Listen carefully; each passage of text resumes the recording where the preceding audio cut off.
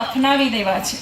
હું તમને કહીશ કે બહેનો આપણે કેવી રીતના એ રિવાજ દફનાવી શકીએ। એમાં પહેલી કે આપણે આજથી જ્યાં જ્યાં પીળી સાડી પહેરેલા, કપડાં પહેરેલા હોય અને એમ થાય કે પાડોશમાં લગ્ન છે ત્યારે એનું આણું પથરાતું હોય, દીકરીના લગ્ન પ્રસંગે તમને આમંત્રણ મળે કે મારી દીકરીનો ટંક ભરાય છે, જોવા આવજો, તો બે થર્મોકોલના બોલ તમને સાડી ખોલીને કોઈ બતાવે? સાડી મૂકી આપણે એ જોઈએ છીએ શેના માટે? આજે એને 21 જોડ કરી, કાલે આપણે 31 કરીશું, પરમ દિવસે બેન મારે 51 જોડ કરશે, એટલે દેખાડો એ મોટો અખાડો છે।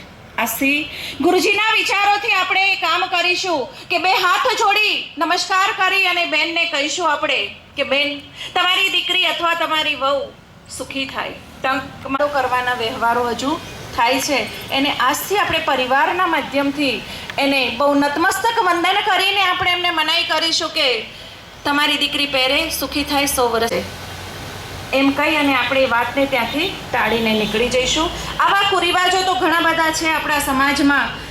અહીંયા દીવો કરીએ છીએ, જે કંઈ હોય, પણ મને એમ થાય કે જીવતો જાગતો બાપ જો ન નડે, ના નડે ને બહેનો। અને આપણે તો માં ગાયત્રીના વિચારોથી આપણે આ સમાજ કલ્યાણ કરવા નીકળ્યા છીએ, ત્યારે એટલીસ્ટ બીજાને આપણે ન સુધારી શકીએ તો કંઈ નહીં, પણ આપણું ઇન્વોલ્વમેન્ટ એમાં ન હોય એ ખાસ બહુ જરૂરી છે કે આપણે ગાયત્રી પરિવાર છીએ। અખિલ વિશ્વ ગાયત્રી પરિવાર દ્વારા આજે ન જાણે કેટલા કાર્યક્રમો દ્વારા દરેકના ઘર સુધી, શેરીએ શેરીએ, ગલીએ ગલીએ, સોસાયટીએ સોસાયટી અને ગામડે ગામડે આપણે સૌ પહોંચ્યા છીએ। કારણ કે આપણું સૌભાગ્ય છે કે આપણે એવા મહાન ગુરુના સાનિધ્યમાં અને એવા મહાન ગુરુની સત નીચે બેઠેલા છીએ અને ગુરુ દીક્ષાથી આપણે એમની સાથે જોડાયા છીએ। જાગરણ અને મિશનની સાથે ભાગીદારી આપણે સૌ વિચારીએ છીએ કે ઘરનો છેડો, સુખનો છેડો આપણું ઘર છે। આતું હોય છતાં પણ આજનો વ્યક્તિ, આજની સ્ત્રી, આજના બાળકો કેમ દુખી અને પરેશાન છે?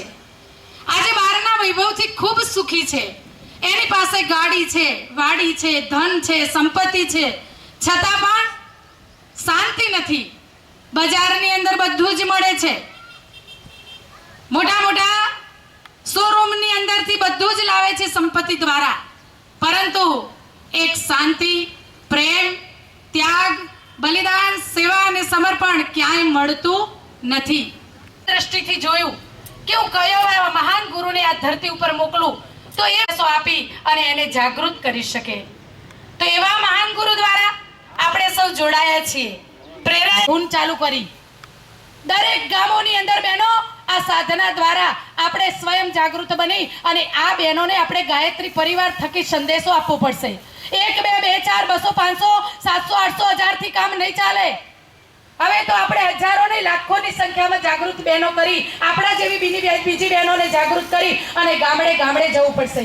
કેટલા ગામડાઓ, કેટલીક ગામડાઓની અંદર હજુ કોઈ ખબર નથી અને આપણે જઈએ ત્યારે એ લોકો એના ભૂખ્યા છે આવે અને દીપયજ્ઞના માધ્યમથી આપણે આ એમને સાચા સંસ્કારો અને સાચી પ્રેરણા આપી શકીએ। મારે